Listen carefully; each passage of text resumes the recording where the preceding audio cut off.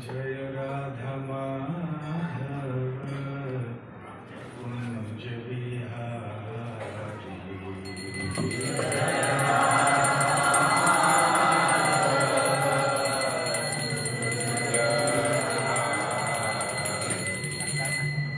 जय राधा माधव कुंज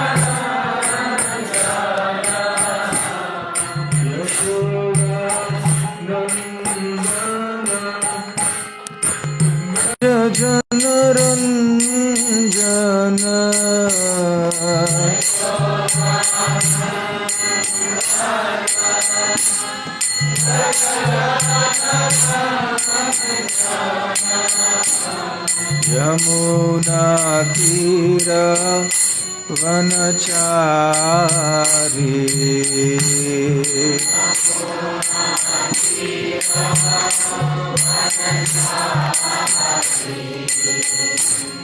यमुना तीर वनचारी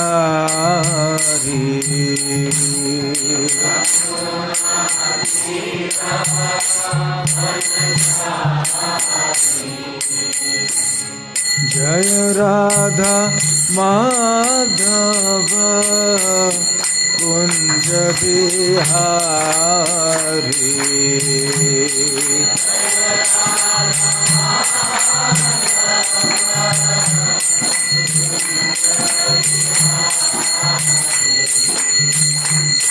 जय राधा माधव कुंज बिहारी।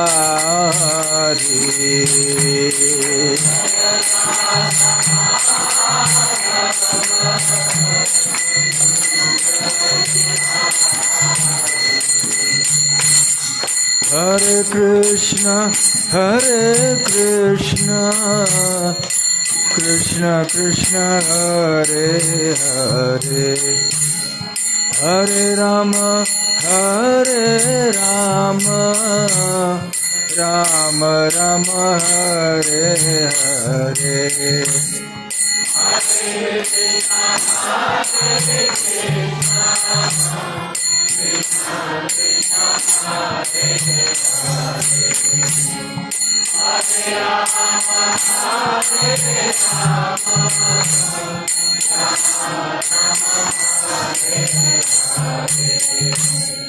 हरे कृष्ण कृष्ण कृष्ण हरे हरे, हरे राम राम राम हरे हरे। हरे Krishna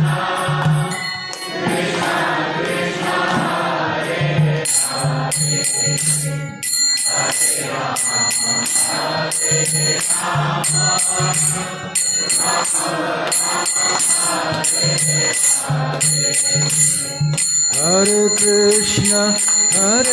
Krishna, Krishna Krishna, Hare Hare, Hare Rama, Rama Rama, Hare Hare.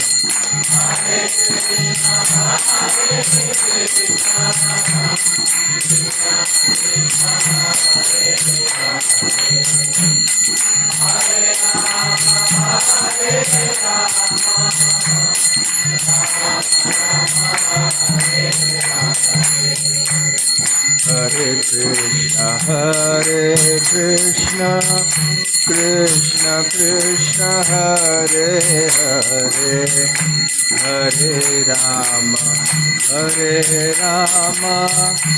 Rama Rama, Hare Hare.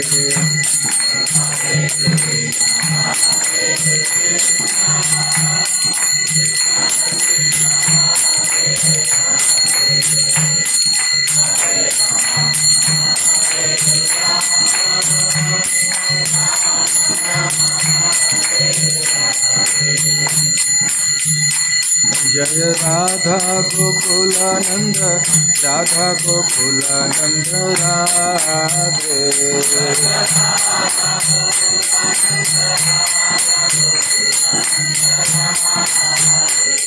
Jaya Gauranitai, Jaya Gauranitai, Jaya Gauranitai, Jaya Gauranitai.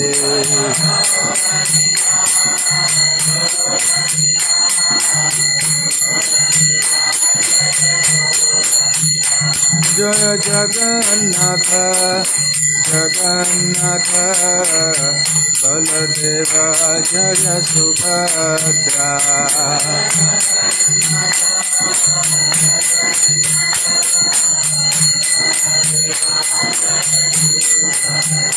Jaya Vrindavana Dham, Jaya Vrindavana Dham, Jaya Vrindavana Dham, Jaya Vrindavana Dham.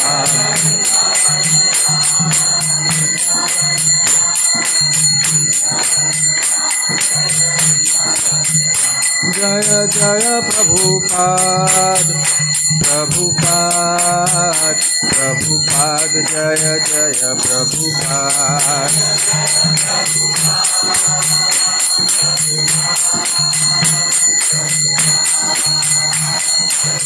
Nitai Gaura Hari Bol, Hari Bol, Hari Bol, Nitai Gaura Hari Bol.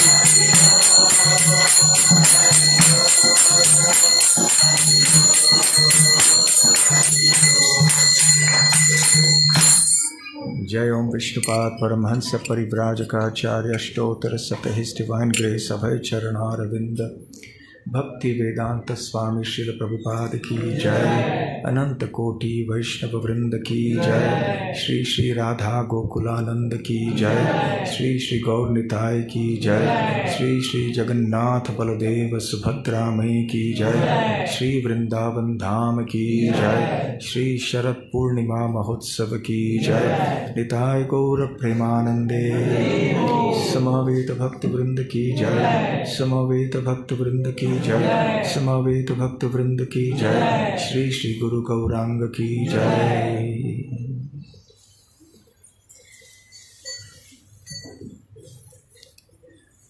Om Jnanatimmirandhasya Jnananjanashalakaya Chakshurunmilitam Yena Tasmai Shri Gurave Namaha. Shri Chaitanya Manobhishtam Sthapitam Yena Bhutale Swayam Rupa Kadamahyam Dadati Svapadantikam. Vandeham Shri Guru Shri Yuta Padakamalam Shri Gurun Vaishnavamscha Shri Rupam Sagrajatam Sahagan Raghunathanvitam Tam Sajivam साद्वैतं सावधूतं परिजनसहितं कृष्णचैतन्यदेवं श्रीराधाकृष्णपादां सहगणललिता श्रीविशाखान्वितांश्च नमो ॐ विष्णुपादाय कृष्णप्रेष्ठाय भूतले श्रीमते भक्तिवेदान्त स्वामिनिति नामिने नमस्ते सारस्वते देवे गौरवाणी प्रचारिणे निर्विशेष शून्यवादी पाश्चात्यदेशतारिणे मूकं करोति वाचालं पंगुं लङ्घायते गिरिं यत्कृपातमहं वन्दे श्रीगुरुं दीनतारिणम् वाञ्छाकल्पतरुभ्यश्च कृपासिन्धुभ्येव च पतितानां पावनेभ्यो वैष्णवेभ्यो नमो नमः। नमो महावदान्याय कृष्णप्रेमप्रदायते कृष्णाय कृष्णचैतन्य नाम्ने गौरद्विषे नमः। पञ्चतत्त्वात्मकं कृष्णं भक्तरूपस्वरूपकं भक्तावतारं भक्ताख्यं नमामि भक्तशक्तिकम्। आराध्यो भगवान् व्रजेशतनयस्तद्धाम वृन्दावनम् रम्या काचिदुपासना व्रजवधू वर्गेण या कल्पिता। श्रीमद्भागवतं प्रमाणममलं प्रेमापुमर्थो महान् श्रीचैतन्यमहाप्रभोर्मतमिदं तत्रादरः न परः। हे कृष्ण करुणा सिन्धो दीनबन्धो जगत्पते गोपेश गोपिकान्त राधाकान्त नमोऽस्तुते। तप्तकाञ्चन गौरांगी राधे वृन्दावनेश्वरी वृषभानुसुते देवी प्रणमामि हरिप्रिये। जय श्री कृष्ण चैतन्य प्रभु नित्यानंद श्री अद्वैत गदाधर श्रीवासादि गौर भक्त वृंद। हरे कृष्णा कृष्णा कृष्णा हरे हरे हरे राम राम राम हरे हरे। हरे कृष्णा। श्री शरद पूर्णिमा के बहुत आकर्षक और मधुर और भक्तिमय उत्सव के लिए आप सबका हार्दिक स्वागत है श्री श्री राधा गोकुलानंद मंदिर में। भक्ति के अनेक विशेषताएं हैं। उनमें से एक ये है कि भक्ति मार्ग में उत्सव ही उत्सव है। हर महीने कोई न कोई उत्सव रहते हैं और कई ऐसे महीने होते हैं जहाँ पे अनेक उत्सव होते हैं। वो महीना ही उत्सव का महीना होता है और कार्तिक महीना ऐसे महीना है जो कि कल से प्रारंभ होगा। आज शरद पूर्णिमा है, आश्विन महीने की पूर्णिमा। आज अरुणोदय पर पूर्णिमा तिथि थी और ये तिथि कल सुबह 2:24 रात को 2:24 तक चलेगी। उसके बाद प्रतिपाद शुरू हो जाएगा कृष्ण पक्ष का। तो कल से कार्तिक महीना प्रारंभ होगा। परंतु आज का दिन भी इतना महत्वपूर्ण है और कार्तिक महीने से इतना जुड़ा हुआ है भाव में, उत्सव में, और एक दिन पहले भी है। इसलिए शरद पूर्णिमा और कार्तिक मास को लगभग एक ही हम मानते हैं। वैसे आप में से थोड़े भक्तों को आश्चर्य होगा कि आज से कार्तिक महीना क्यों प्रारंभ हो रहा है। कई लोग कहते हैं कि दीपावली से कार्तिक महीना प्रारंभ होता है। तो ये प्रश्न अनेक बार भक्त पूछते हैं, तो इसका संक्षेप में स्पष्टीकरण कर दूं पहले आगे बढ़ने से। देखिए, जो वैदिक दिनदर्शिका होती है, कैलेंडर, उसके अनेक पद्धतियां हैं। उनमें से 2 पद्धतियां प्रमुख हैं। एक को कहते हैं पूर्णिमांत पद्धति और दूसरे को कहते हैं अमांत पद्धति। तो जिस पद्धति में पूर्णिमा की तिथि महीने का अंत है, उसको पूर्णिमांत पद्धति कहते हैं। हम लोग पूर्णिमांत पद्धति को स्वीकार करते हैं। तो आज आश्विन महीने की पूर्णिमा है, तो हमारे लिए आश्विन महीने का अंत आज होता है और कल से कार्तिक मास प्रारंभ होता है। दूसरी पद्धति है अमांत पद्धति, अमावास्या अंत पद्धति, जिसमें महीने का अंत अमावास्या तिथि पर होता है। तो आने वाली दीपावली के दिन जब अमावास्या होगी, तो वहाँ पे उस पद्धति के अनुसार आश्विन महीना समाप्त होगा और उसके बाद फिर कार्तिक महीना शुरू होगा उनके लिए जो अमांत पद्धति को स्वीकार करते हैं। इसलिए कई लोग कहेंगे आपका कार्तिक शुरू हो गया, हमारा तो अभी तक शुरू हुआ नहीं। तो यदि ऐसे कोई कहे आपसे, तो इसके लिए ये उत्तर है। तो पूर्णिमांत पद्धति जिसका पालन हम करते हैं, उसमें हम 15 दिन पहले से शुरू करते हैं, 15 दिन या 14 दिन। तो इसलिए हमारे लिए कार्तिक महीना कल से शुरू हो रहा है और ये शरद पूर्णिमा है।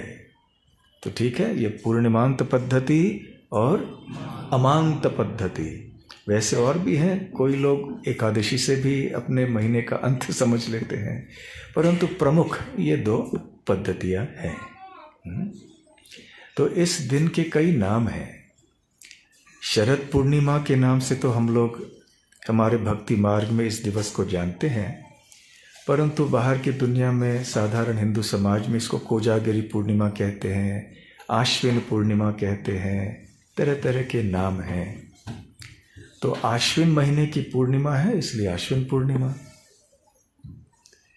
और ये आश्विन और कार्तिक ये दोनों शरद ऋतु हैं। आपको पता है ना कि 6 ऋतु होते हैं वैदिक या हिंदू दिनदर्शिका में। यदि ग्रीष्म अर्थात गर्मी, ग्रीष्म के बाद वर्षा, वर्षा के बाद शरद, शरद के बाद हेमंत, हेमंत के बाद शिशिर, शिशिर के बाद वसंत। तो ये 6 ऋतु हो गए। फिर वसंत के बाद फिर से ग्रीष्म या गर्मी की ऋतु चालू होगी। तो ऐसे 6 ऋतु होते हैं और हर एक ऋतु में 2-2 महीने होते हैं।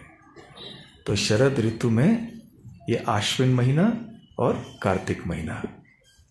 तो हमारे लिए आश्विन महीने का आज अंतिम दिन है और ये पूर्णिमा की तिथि, क्योंकि अरुणोदय तिथि पे थी, इसलिए आज पूर्णिमा मानते हैं। और कभी कभी एक दिन का इधर उधर भी हो जाता है हमारे दिनदर्शिका में और अन्यों में। ऐसा क्यों? खास करके एकादशी में, क्योंकि चैतन्य महाप्रभु ने बताया है कि हमें एकादशी तिथि को सही तिथि माननी चाहिए, जबकि एकादशी तिथि अरुणोदय पर आती है। जो तिथि अरुणोदय पर है वो तिथि माननी चाहिए, खास करके एकादशी। यदि अरुणोदय समय के बाद एकादशी प्रारंभ होती है, भले वो सूर्योदय के पहले क्यों न हो, उसको हम शुद्ध एकादशी नहीं मानते हैं, तो बाद वाले दिन मानते हैं। तो अरुणोदय क्या है, कोई बता सकते हैं? ब्रह्म मुहूर्त क्या है, अरुणोदय क्या है, सूर्योदय क्या है?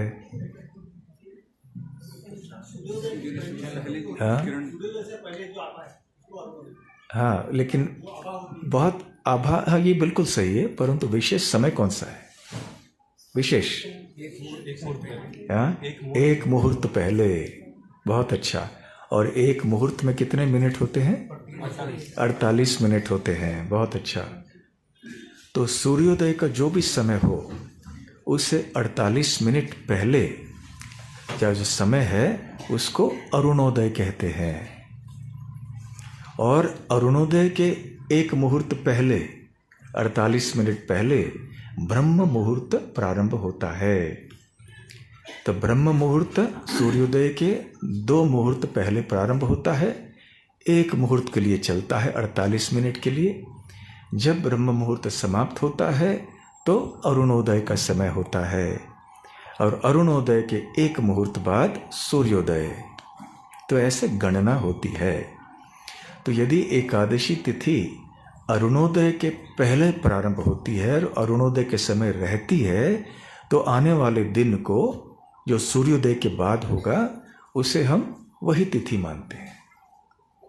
यदि एकादशी अरुणोदय के पहले शुरू न होकर अरुणोदय के बाद में प्रारंभ होती है तो, और सूर्योदय के पहले, फिर भी उसे अशुद्ध मानते हैं। इसलिए उस दिन पर हम उपवास नहीं करते, बाद वाले दिन पर करते हैं। और यदि एकादशी तिथि फिर सूर्योदय के बाद में आती तो फिर अगले दिन ही मानते हैं, आने वाले दिन। तो खैर, इसलिए कभी कभी ऐसे गणना में अंतर दिखाई पड़ता है। तो आज अरुणोदय तिथि पर, ये पूर्णिमा तिथि थी जो 2:24 तक, कल आज रात को अर्थात कल सुबह तक चलेगी। इसलिए कल के अरुणोदय पर प्रतिपाद तिथि, नए पक्ष की पहले तिथि होगी प्रतिपाद, तो कार्तिक महीने का प्रारंभ होगा। तो खैर, ये थोड़ी बहुत जानकारी देना अच्छा है, क्योंकि इसके बारे में अधिकतर हम बात नहीं करते हैं। और अनेक बार भक्त ऐसे प्रश्न करते हैं। तो इसे कोजागिरी पूर्णिमा क्यों कहते हैं? इस दिन को आश्विन पूर्णिमा इसलिए क्योंकि ये आश्विन महीने का अंतिम दिन है, या आश्विन महीने की पूर्णिमा है। तो कोजागिरी का मतलब है रात को जगे रहना। क्यों? लक्ष्मी देवी को प्रसन्न करने के लिए। खास करके उत्तर भारत में, जैसे बंगाल, उड़ीसा, आसाम में, ये सबसे महत्वपूर्ण दिन है लक्ष्मी देवी की पूजा करने के लिए। और अन्य भागों में भी, भारत में भी इस दिन पर करते हैं, महाराष्ट्र कर्नाटक में भी करते हैं, कोजागिरी पूर्णिमा समझ के करते हैं।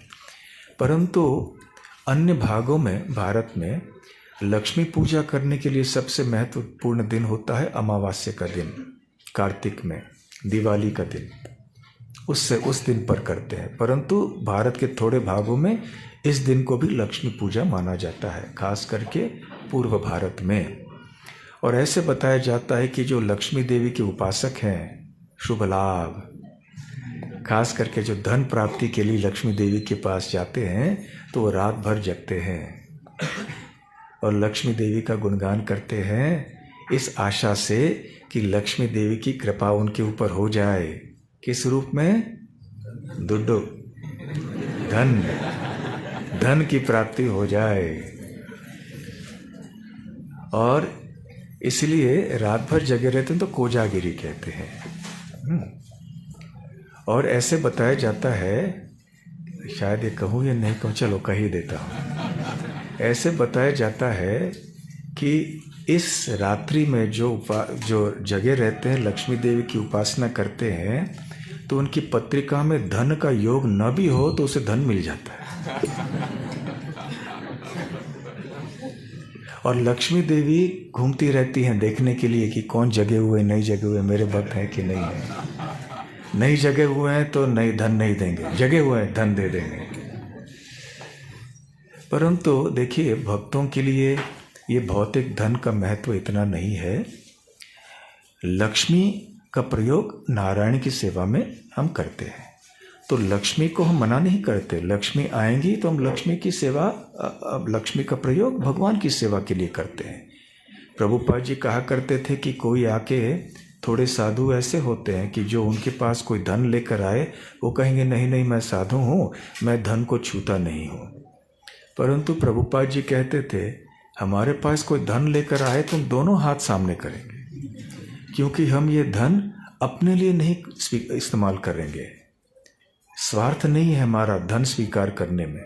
जितना भी धन आएगा हम वो भगवान की सेवा के लिए ही इस्तेमाल करेंगे। इसलिए धन की सही दृष्टि भगवान कृष्ण के भक्तों के पास होती है। परंतु जो भी दिन होते हैं तो उत्सव होते हैं, उनको तो दो तरह से मनाया जा सकता है। एक है कर्मकांड की दृष्टि और दूसरी पद्धति है, दूसरी दृष्टि है भक्ति की दृष्टि। तो जो भक्ति मार्ग में नहीं है फिर भी जो वैदिक पद्धति के अनुसार चलते हैं, जो थोड़े बहुत धार्मिक हैं, वो कर्मकांड के दृष्टि से उत्सवों को मनाते हैं। जैसे आज का दिन कोजागरी पूर्णिमा लक्ष्मी देवी की पूजा करते हैं धन प्राप्त करने के लिए। परंतु हमारे लिए विचार कुछ और है, जिसका खुलासा हम थोड़ी देर में करेंगे कि हम किस दृष्टि से इस दिवस को देखते हैं। थोड़े समय बाद हम बताएंगे। परंतु कर्मकांड की दृष्टि से जो धर्म का पालन करते हैं वो इस तरह से सोचते हैं। ठीक है, नास्तिक बनने से अच्छा ये है कि कोई कम से कम कर्मकांड क्यों ना हो, वो नियमों का पालन करे, उपासना करे, कुछ तो नियमों के अनुसार चले। कर्मकांड अर्थात क्या है? देखिए, वेदों में 3 भाग हैं। वेद हमारे मूल शास्त्र हैं। ये 3 भाग प्रभुपाद जी समझाते हैं: कर्मकांड, ज्ञान कांड, उपासना कांड। कर्मकांड अर्थात वेदों का वो भाग जिसमें कि ऐसे अनुष्ठान, विधि निषेध आदि बताए गए हैं जिनका पालन करके हमें कुछ भौतिक इच्छाओं की पूर्ति हो सकती है। किसी को धन चाहिए, किसी को विवाह करना है, किसी को अपने व्यवसाय में कुछ सफलता चाहिए, रोग से मुक्त होना है, इत्यादि। तो ये कर्मकांड है। फिर इससे परे जब कोई जाता है, सोचता है कि मुझे संसार का कुछ चाहिए नहीं, मुझे निराकार में लीन होना है, मुझे मोक्ष चाहिए। निराकार में लीन थोड़े बहुत सोचते हैं, लेकिन मोक्ष के विचार जो होते हैं उनके लिए ज्ञान कांड होता है। जो मोक्ष के विचार से भी परे हो जाते हैं और जानते हैं कि जीवन का ध्येय केवल भगवान श्री कृष्ण की भक्तिमय प्रेममयी सेवा करना है, इससे अतिरिक्त और कोई उद्देश्य नहीं है। चाहे हमें मोक्ष मिले न मिले, हम नरक में रहें, पृथ्वी पर रहें, बेलगाम में रहें, लंदन में रहें, स्वर्ग में रहें, हमें केवल भगवान श्री कृष्ण को प्रसन्न करके उनके प्रति प्रेम उत्पन्न करना है। तो जिनकी ये धारणा होती है वो भक्ति शास्त्रों को स्वीकार करते हैं, या जितने भी वैदिक शास्त्र हैं उनको भक्ति के दृष्टिकोण से देखते हैं। उत्सवों को भी भक्ति के दृष्टिकोण से देखते हैं।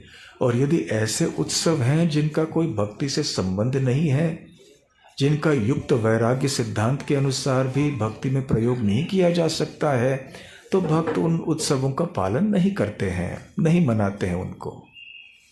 तो खैर, ये कोजागरी पूर्णिमा की दृष्टि यदि कोई शुद्ध दृष्टि से मनाते हैं कि हम लक्ष्मी देवी की उपासना करेंगे, परंतु भगवान नारायण के साथ, लक्ष्मी नारायण, सीताराम, राधा कृष्ण, ये सब युगल जोड़ियां हैं जो नित्य हैं, शक्ति और शक्तिमान की जोड़ी है। तो इस दृष्टि से यदि कोई करना चाहे तो ठीक है, फिर लक्ष्मी देवी कृपा करेंगी और भक्त के ऊपर भगवान की भक्ति भी प्रदान कर सकती हैं। परंतु यदि हमारी भावना केवल भौतिक रहती है, हमें केवल धन चाहिए, तो लक्ष्मी देवी फिर उसी दृष्टि से हमारे साथ भी बर्ताव करेंगी।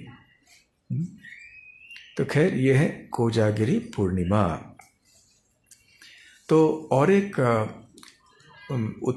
दृष्टि से उत्सव मनाया जाता है, खास करके उड़ीसा में और अन्य भागों में। इसको कुमार पूर्णिमा कहते हैं इस दिन को, क्योंकि जो अविवाहित कुमारियां हैं वो कार्तिकेय शिव जी के पुत्र की उपासना करते हैं अच्छे वर प्राप्त करने के लिए, पति प्राप्त करने के लिए।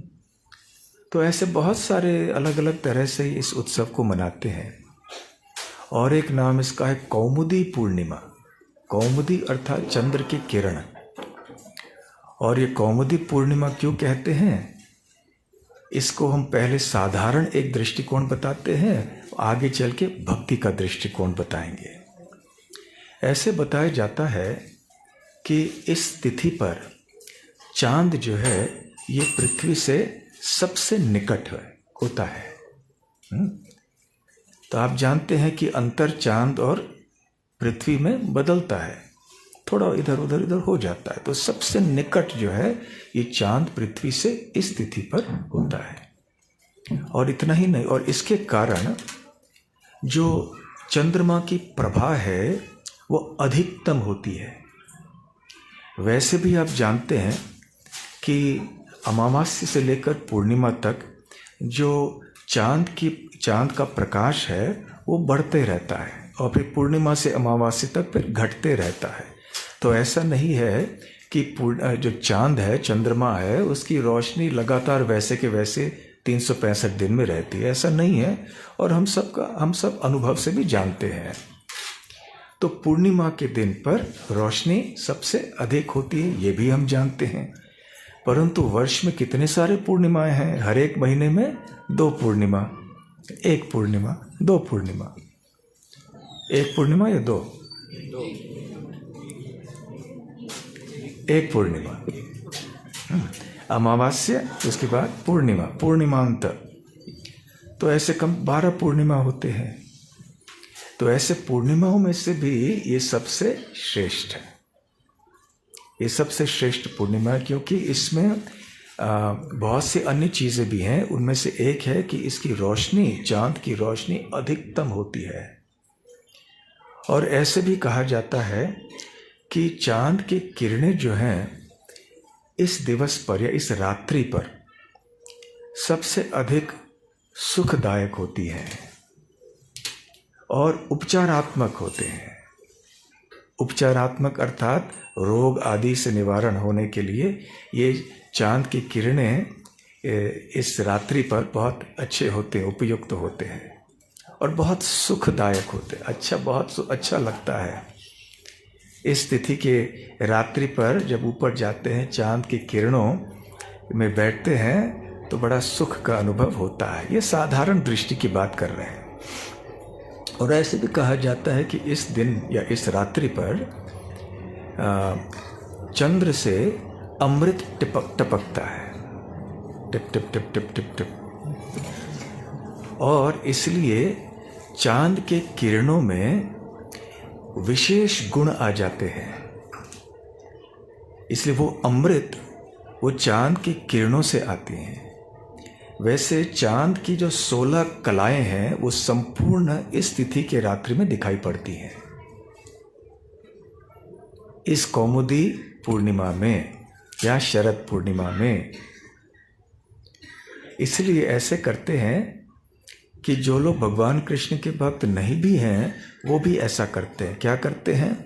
खीर बनाते हैं और फिर उसे एक पात्र में ऊपर छत पर रखते हैं। वृंदावन में भी रखते हैं, परंतु समस्या आप जानते हैं वृंदावन में क्या है। चंद्रमा को स्वीकार करने से पहले और कोई है बहुत आतुर रहते, बंदर आदि आके उसको स्वीकार कर लेते हैं। परंतु अनेक जगह छत पे ऐसे रखते हैं खीर, और फिर वो अमृत जो चांद की किरणों से आता है, फिर वो अमृत को बहुत मीठा, अमृतमय बना देता है। उस खीर को भगवान को अर्पण करके फिर सुबह सुबह प्रातः काल में प्रसाद के रूप में भक्तों को बांटा जाता है। ये हम भक्तों के लिए, लेकिन साधारण लोग भी ऐसे चांद के किरणों में रख देते हैं। और तांबे के पात्र में भी जल रखते हैं, वो जल भी अमृतमय हो जाता है। तो इसलिए क्योंकि कौमुदी या चांद की किरणों का प्रभाव इतना होता है इसलिए इसे कौमुदी पूर्णिमा कहते हैं। तो हम लोग हर चीज़ को कृष्णमय बनाते हैं। तो हमारे लिए चांद का महत्व क्या है, इन किरणों का महत्व क्या है, अभी हम इसकी चर्चा करेंगे। जो कोजागिरी पूर्णिमा, कौमुदी पूर्णिमा, कुमार पूर्णिमा इत्यादि अलग अलग नाम हैं, परंतु जो भगवान कृष्ण के भक्त हैं और विशेष रूप से जो वृंदावन के भाव में कृष्ण की भक्ति करना चाहते हैं, उनके लिए ये दिवस शरद पूर्णिमा के नाम से विख्यात है। वृंदावन में इस तिथि को रास पूर्णिमा भी कहते हैं, क्योंकि इसी तिथि पर रात को श्री कृष्ण ने रास लीला की थी। रास लीला, जैसा कि आप जानते हैं, भगवान श्री कृष्ण की सर्वोत्तम लीला है। यद्यपि अल्पज्ञ लोग जो होते हैं भगवान कृष्ण की निंदा करते हैं रास लीला के संबंध में। तरह तरह के लोग जो अज्ञानी होते हैं, जिनको कृष्ण भक्ति, कृष्ण तत्व का ज्ञान बिल्कुल नहीं होता है, वो बस अपने अज्ञान में कुछ भला बुरा कह देते हैं। परंतु भगवान श्री कृष्ण की रास लीला जो है, ये बहुत ही पावन, शुद्ध, मधुर एक लीला है। भगवान पूरी तरह से आध्यात्मिक हैं, सच्चिदानंद हैं, दिव्य हैं। और भगवान श्री कृष्ण की जो गोपियां हैं वृंदावन में, वो भी भगवान कृष्ण की तरह ही सच्चिदानंद हैं और शुद्ध पूर्ण आध्यात्मिक हैं। न कृष्ण भगवान का न गोपियों का शरीर भौतिक है। दोनों का शरीर आध्यात्मिक है, दोनों आध्यात्मिक स्तर पर स्थित होते हैं। इसलिए दोनों के बीच में जो संबंध है वो भी पूरी तरह से आध्यात्मिक है। भगवान श्री कृष्ण और गोपियों की लीला के बारे में सुनने से हमारे हृदय में जो भी कल्मश हैं वो नष्ट हो सकते हैं, परंतु साधारण पुरुष स्त्री के संबंध के बारे में सुनने से हमारे हृदय में प्रदूषण बढ़ जाता है, कम नहीं होता है। ये प्रमाण है कि भगवान कृष्ण की रास लीला बहुत पावन एक लीला है और भगवान कृष्ण के भक्तों के लिए ये सबसे ऊंची लीला मानी जाती है। इस दिन पर भगवान श्री कृष्ण ने वंशी वट पे जाकर, केशी घाट में जाके, यमुना नदी के तट पे जाके बांसुरी बजाई और उस वंशी वदन, बांसुरी वदन के द्वारा उस बांसुरी की ध्वनि, इसको जो वेणुनाद कहते हैं, वो इतना आकर्षक है, इतना मनमोहक है कि सभी लोग आकर्षित हो जाते हैं। वृंदावन की गोपियां भी आकर्षित हो गईं। तो भगवान श्री कृष्ण ने केवल इसी रात्रि को क्यों चुना? क्योंकि जैसे हमने पहले कहा, ये सबसे सुंदर रात्रि है संपूर्ण दिवस की, संपूर्ण साल की। 365 जो रात्रि होते हैं एक बरस में, उनमें से सबसे सुंदर रात्रि ये होती है। इसलिए श्री कृष्ण ने इस रात्रि को चुना।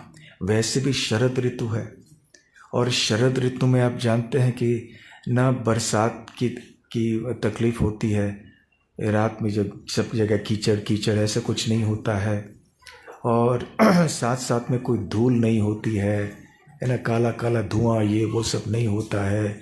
मौसम बहुत सुहावना होता है, ना ठंडी है ना गर्मी है, ना बारिश है ना धूप है, सब कुछ बहुत अच्छा रहता है। तापमान बिल्कुल ठीक रहता है और बहुत धीर समीर एक स्थान है वृंदावन में, जहाँ पवन जो है समीर, हवा बहुत अच्छी तरह से बहता है, बहुत अच्छा लगता है। शरद पूर्णिमा के जो हवाएं हैं बहुत मधुर लगते हैं, सुखप्रद होते हैं। तो 6 ऋतुओं में से देखिए ग्रीष्म ऋतु अच्छा नहीं है। क्यों? गर्मी कितनी होती है। वर्षा ऋतु में बारिश बारिश बारिश, सब जगह बाहर नहीं जा सकते, घर में रहना पड़ता है, गीले हो जाते हैं, कपड़े सूखते नहीं हैं। और फिर जो हेमंत शिशिर है, ठंडी ठंडी, सुबह मंगल आरती को उठना, स्नान करना आना कठिन है।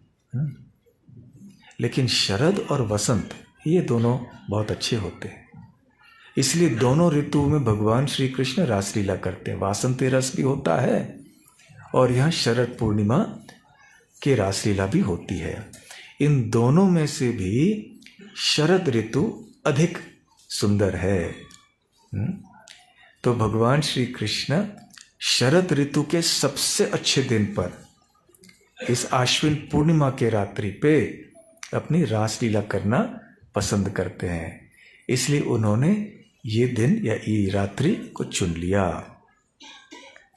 तो भगवान श्री कृष्ण गए यमुना के तट उन्होंने बांसुरी बजाई और जैसा कि आप सब जानते हैं भगवान श्री कृष्ण की वेणु माधुरी का प्रभाव ऐसा है कि सारे ब्रह्मांड में जितने बड़े बड़े देवता हैं, ऋषि मुनि हैं, वो सब पूरी तरह से मोहित हो जाते हैं, स्तब्ध हो जाते हैं। ब्रह्मा जी, शिव जी हो, इंद्र, चतुष्कुमार, जो अप्सरागण हैं, अन्य देवी देवता हैं, जितने भी लोग हैं सारे ब्रह्मांड में, भगवान श्री कृष्ण के वेणुनाद को, उनके बांसुरी के ध्वनि को सुन के बिल्कुल स्तब्ध हो जाते। उनको पता नहीं चलता है कि क्या है ये ध्वनि। जो संगीत के जो विशारद हैं, शिव जी, ब्रह्मा जी, इंद्रदेव, वो भी समझ नहीं पाते हैं कि कौन से राग है, ये क्या ताल है, क्या सुर है। भगवान श्री कृष्ण जो भी संगीत के ऐसे विशारद हैं कि उनका सामना कोई नहीं कर सकता है। वो भी बस ऐसे ही बैठे रह जाते हैं। वृंदावन में सबसे अधिक असर होता है ब्रजवासियों के ऊपर। यहाँ तक कि जो गाय हैं, जो पशु हैं, वो भी वैसे के वैसे खड़े रहते हैं इस ध्वनि को सुनकर। परंतु सबसे अधिक असर भगवान श्री कृष्ण के बांसुरी वदन का वो वृंदावन के गोपियों के ऊपर होता है। तो गोपियां इतनी प्रभावित हो जाती हैं श्री कृष्ण के बांसुरी वदन से कि वो अपना घर छोड़कर बीच रात में निकल जाती हैं। तो ऐसे आचार्यों ने बताया है कि इनमें से अनेक गोपियां ऐसी थीं जो कि श्री कृष्ण के साथ गोलोक वृंदावन से अवतरित हुई थीं, और वो नित्य सिद्ध गोपियां थीं। परंतु ऐसी भी गोपियां थीं जो कि अनेक जन्मों से साधन भक्ति करते करते पृथ्वी लोक में अब सिद्धि की अवस्था को प्राप्त कर चुकी थीं, और इसके फलस्वरूप उनको ऐसे वृंदावन में जन्म लेने का सुअवसर प्राप्त हुआ था। और नित्य सिद्ध गोपियों के संग में वो रहे, और वो भी सीखने लगे कैसे कैसे भक्ति करनी है, विशेष थोड़ी बहुत जो विशेष बातें होती हैं सेवा के लिए। तो ऐसे जो गोपियां थीं वो जब जाना चाह रही थी, घर वालों ने रोका। तो आचार्यों की टीका में ऐसे बताया जाता है कि उन्होंने अपने आध्यात्मिक शरीर में श्री कृष्ण का संग किया यमुना के तट पर भौतिक शरीर घर में छोड़ गए। इसलिए घर वालों ने सोचा कि हमारी पत्नी, बेटी, बहू जो भी है वो घर में ही है। खैर जो भी हो, तो ये गोपियां सब बीच रात में निकल पड़ी, जल्दी जल्दी निकल पड़ी। और कोई अपने बच्चों को खिला पिला रहे थे। कहाँ से मोबाइल, ये बांसुरी के वादन सुनना चाहिए, मोबाइल का वादन नहीं सुनना है। हाँ, मोबाइल फ़ोन कृपया बंद कर दीजिए। देखिए, चेक अब निकालिए बाहर कृपया, नहीं तो भगवान श्री कृष्ण की बांसुरी वादन कभी भी नहीं सुन पाएंगे। तो गोपियाँ सब कुछ छोड़कर चली आई।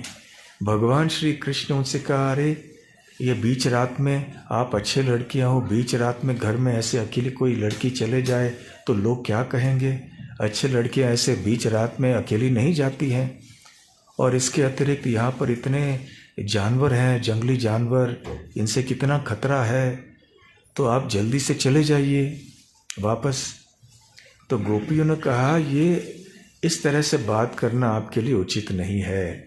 हम सब आपके शरणागत भक्त हैं, सब कुछ हमने छोड़ दिया है आपके लिए। यहाँ तक कि संसार का जो संसार में जो प्रसिद्धि है, नाम है, ये सब भी हम छोड़ दे रहे हैं। यदि संसार में हमारी निंदा भी कोई करे, हमें कोई परवाह नहीं है। तो खैर फिर भी भगवान श्री कृष्ण ने उनको भेज दिया और कहा कि देखो, मेरे दर्शन करने के अतिरिक्त मेरे बारे में सुनना, मेरे बारे में श्रवण कीर्तन करना, ध्यान करना, ये अधिक लाभदायक होता है। इसलिए अपने घर में जाओ, मेरे बारे में श्रवण कीर्तन करो और दर्शन अपने आप हो जाएगा। तो ये बहुत महत्वपूर्ण हमारे लिए एक अनुसरणीय बात है कि हम अवश्य आते हैं मंदिर में भगवान का दर्शन करने के लिए, और आना भी चाहिए। और इससे अधिक महत्वपूर्ण है कि हम भगवान के सामने, भगवान के मंदिर में भक्तों के संग में बैठकर भगवान की कथा सुने, भगवान के पवित्र नामों का कीर्तन करें, बहुत आवश्यक है। इससे भगवान का वास्तविक दर्शन प्राप्त होगा। तो गोपियाँ चली गईं, वापस चली गईं? नहीं चली गईं, वहीं पर रहीं। फिर भगवान श्री कृष्ण ने उनके साथ रासलीला की, परंतु भगवान ने देखा कि उनके मन में थोड़ा घमंड आ गया है कि अरे, हम कृष्ण के साथ रासलीला कर रहे हैं, हम कितने भाग्यशाली हैं। तो शुद्ध भक्ति के मार्ग में घमंड के लिए कोई स्थान नहीं है। जब भगवान श्री कृष्ण देखते हैं कि किसी भक्त में घमंड आ रहा है, तो भगवान श्री कृष्ण ऐसी कोई व्यवस्था करते हैं जिससे कि उस भक्त का घमंड कम हो जाए। इसलिए भक्ति करते करते हमें ये बहुत सावधान रहना चाहिए कि हम विनम्र रहें, और भक्ति करते करते भी अपने भक्ति की, अपनी साधना के बारे में, अपने प्रचार सेवा आदि के बारे में हमें गर्व नहीं होना चाहिए, और निश्चित ही उसके बारे में अन्यों को बोलना नहीं चाहिए। मैंने इतनी तपस्या की, इतनी सेवा की, इतनी अच्छी तरह से ये किया वो किया, कभी नहीं बोलना चाहिए। भले कोई भक्त देखें या न देखें, भगवान अवश्य देखते हैं।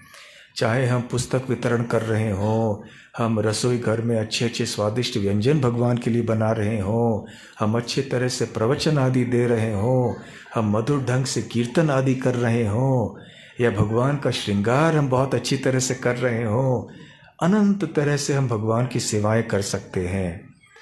परंतु यदि इन सेवाओं को करते करते हमारे हृदय में घमंड उत्पन्न हो गया, तो फिर भगवान प्रसन्न नहीं होंगे। तो तपस्या भी करना है, अवश्य करना है, परंतु इसके बारे में अन्यों को बताना नहीं है, और न ही इसके बारे में हमें गर्व होना चाहिए।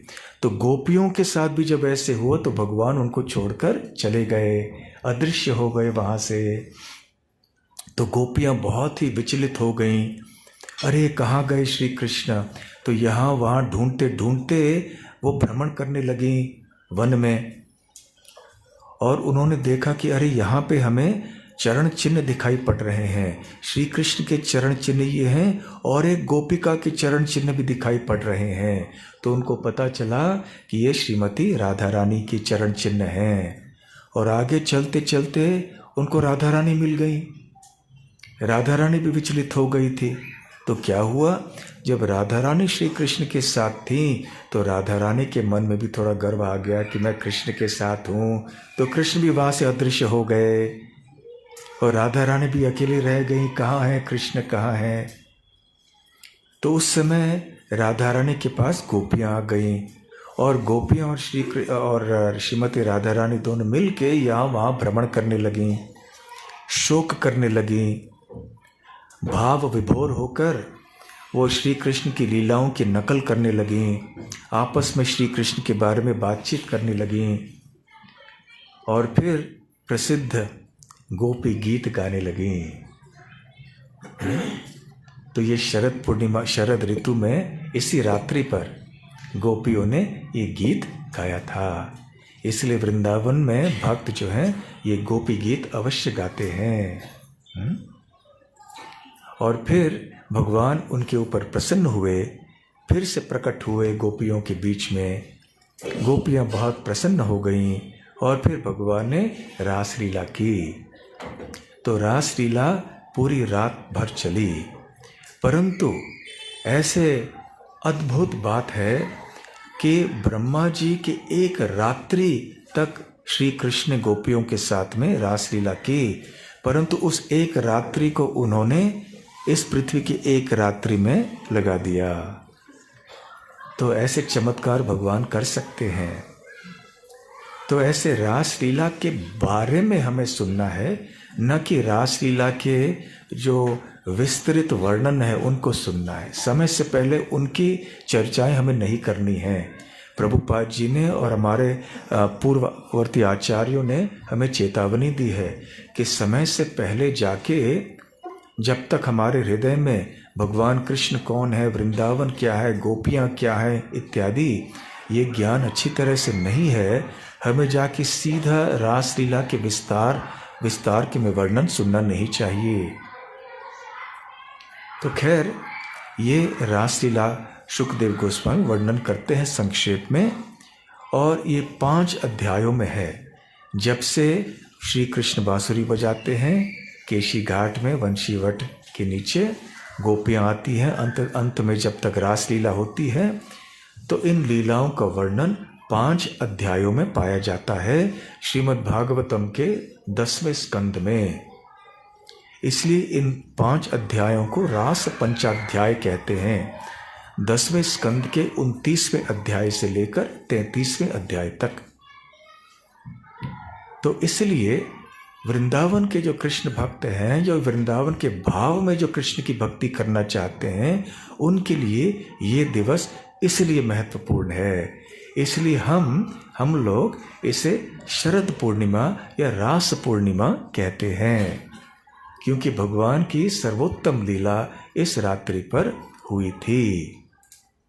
तो हमारे वृंदावन के मंदिर में भी, और वृंदावन में जितने अन्य मंदिर हैं कृष्ण के, तो वहाँ में भी खीर ऊपर छत पे रखा जाता है, और अगले दिन अर्थात कल मंगल आरती के बाद सारे भक्तों को ये बांटा जाता है। तो आप अपने घरों में भी ऐसे कर सकते हैं। तो मंदिर में भी हमें करना है अभी, लेकिन कहाँ रखना है देखना है। आश्रम के ऊपर। तो ठीक है, खीर बना के कल मंगल आरती के बाद सबको बांट सकते हैं। ठीक है, तो ये शरद पूर्णिमा का महत्व हमारे लिए है।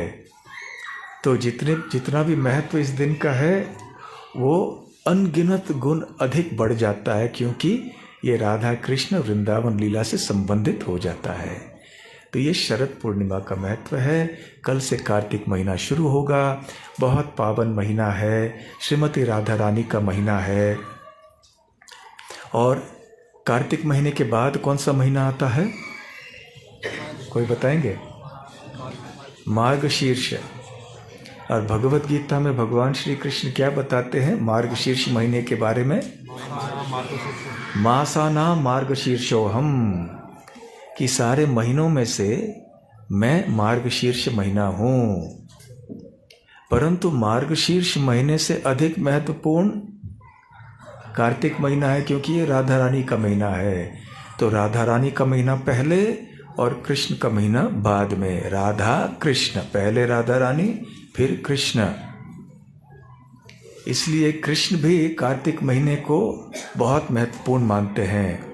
अपने महीने मार्गशीर्ष महीने से भी अधिक महत्वपूर्ण इस कार्तिक महीने को मानते हैं, क्योंकि ये श्रीमती राधा रानी का महीना है।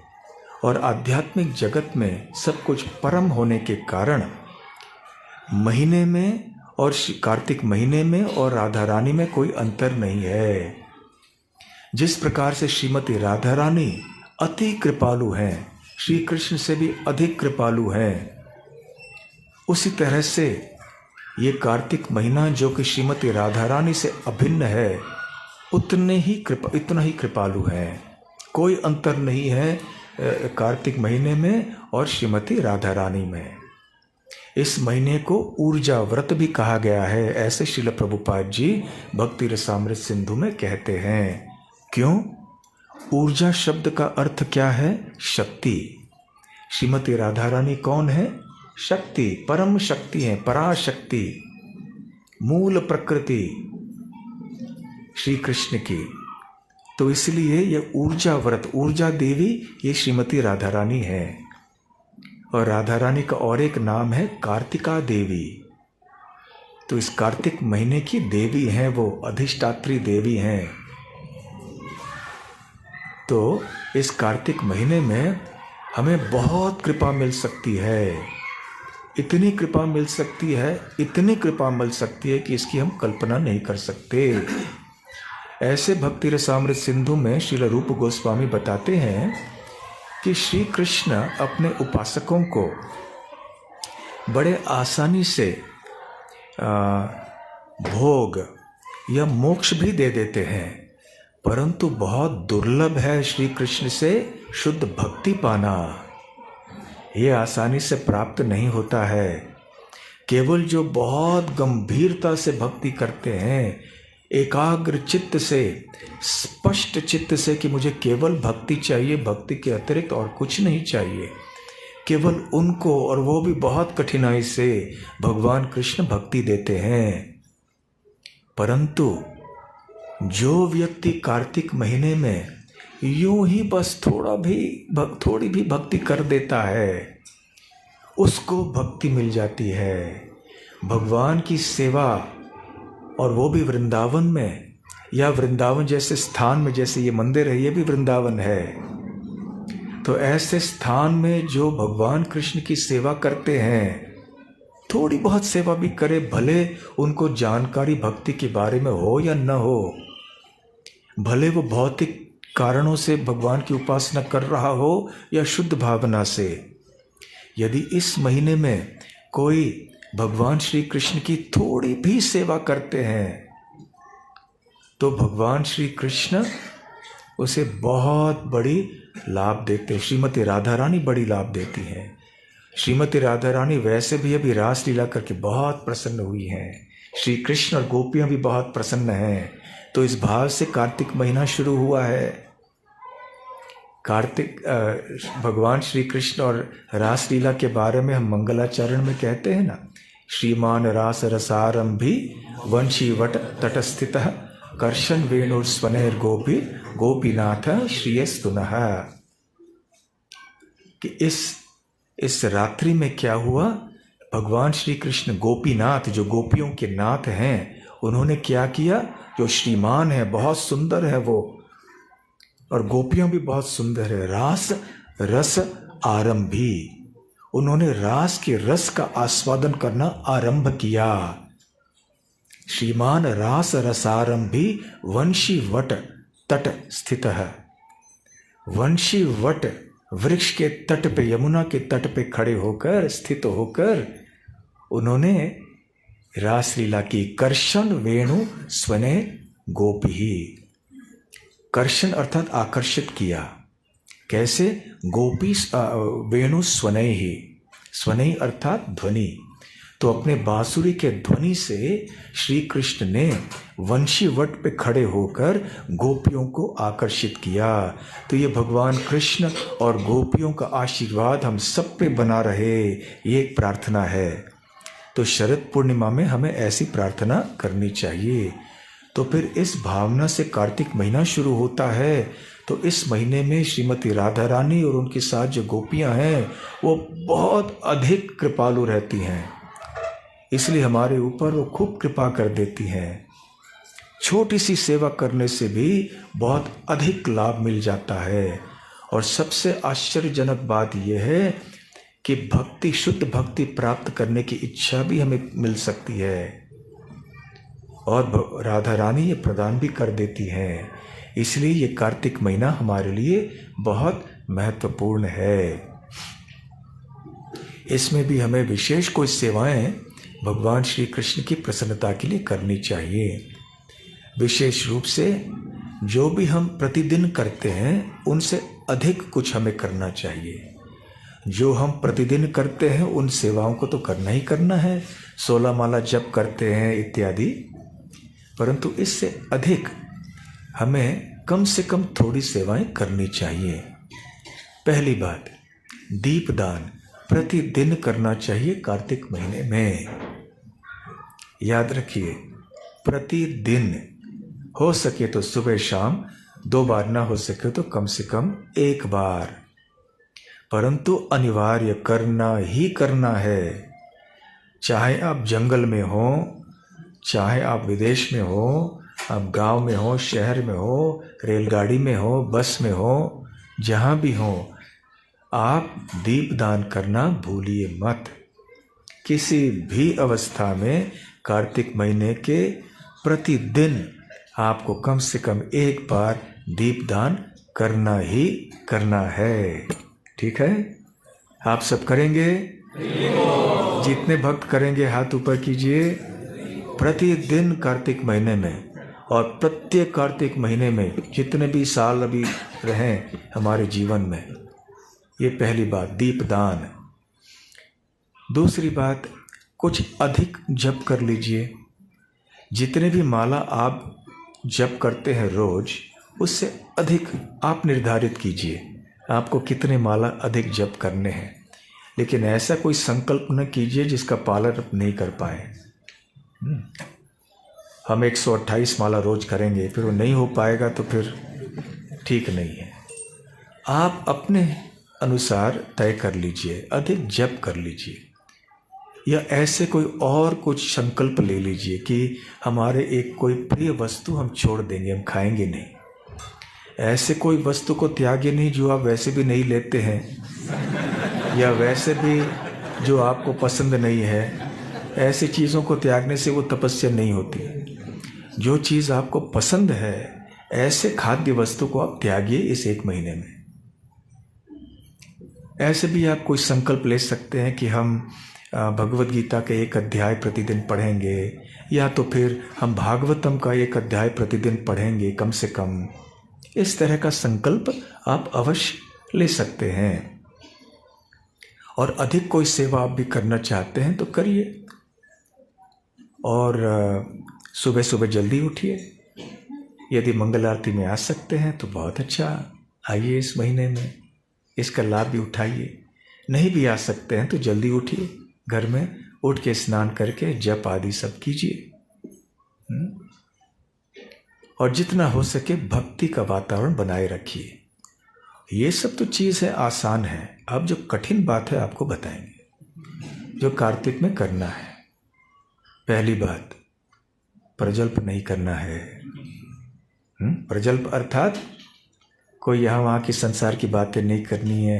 खास करके वैष्णव निंदा नहीं करनी है, वैष्णव अपराध नहीं करने हैं। इधर उधर की बातें करना, इनके बारे में कुछ कहना, उधर कुछ कहना। फिर घमंड नहीं आना चाहिए, विनम्र रहना चाहिए। खास करके 12 महीने में रहना चाहिए ऐसे, परंतु विशेष रूप से इस महीने में तो विनम्र भाव से हमें सेवा करनी चाहिए। और ये सब प्रजल्प आदि इधर उधर की बातें नहीं करनी चाहिए। जितना हो सके हमें सरल जीवन जी के ऊंचे विचार रखने का प्रयास करना चाहिए। सरल जीवन अर्थात थोड़ी तपस्या वैसे कर लीजिए, सादा जीवन थोड़ा बिताइए। तो इस प्रकार से आपका कार्तिक महीना बहुत सफल हो जाएगा।